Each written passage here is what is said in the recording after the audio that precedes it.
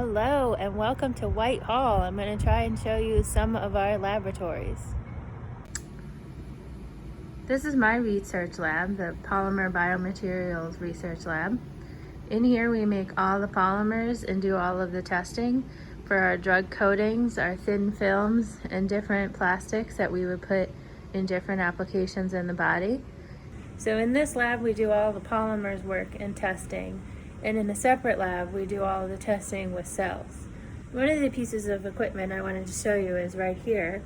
This is known as a set of dissolution cells. This is where we can test the drug release from one of our polymer vehicles that we design. In here, we can test 2, 4, 6, 8 samples at a time under continuous stirring at the same temperature. Okay, now we're in the lab where we would do our tissue culture work. So this is one of our tissue culture hoods where we would put cells with our materials to test how they react.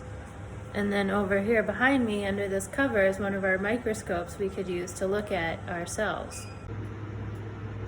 Now we're going to go into one of Dr. Kelly's labs where he does his T-cell isolation work. So here he has some old fermenters that are pilot scale of what you would see in industry at a company like Merck. Over here he has one of the newer style wave reactors that if I open it up, a bag would go in there with the cells and the whole thing would shake back and forth to incubate the cells. This is where he does his work currently studying how to improve CAR T-cell therapy.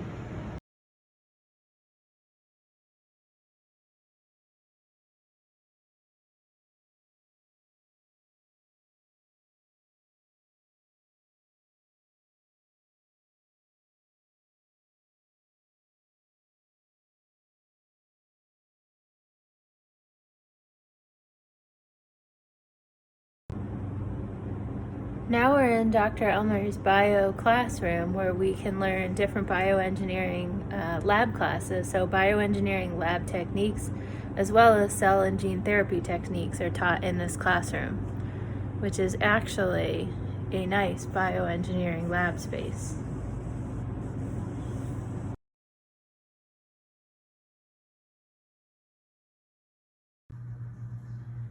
Now I'll give you a quick tour through our unit operations lab. This is one of our units right here, refrigeration cycle. Moving over here, we have our pipes and fittings.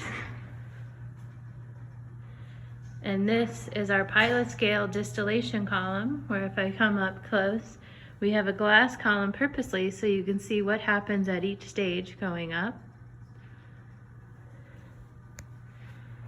Next to that, over here, we have our pumps lab, where again, the lab has cutaways so you can see different pumps and what happens inside the pumps. This is one of our few remaining large unit operations. We have a dual effect evaporator.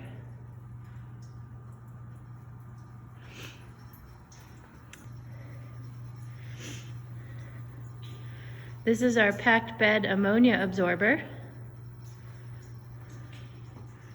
And then over here, we have a liquid-liquid extraction unit.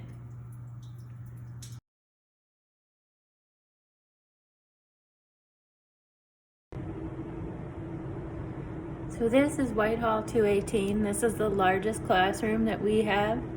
And you can see it's not actually that large.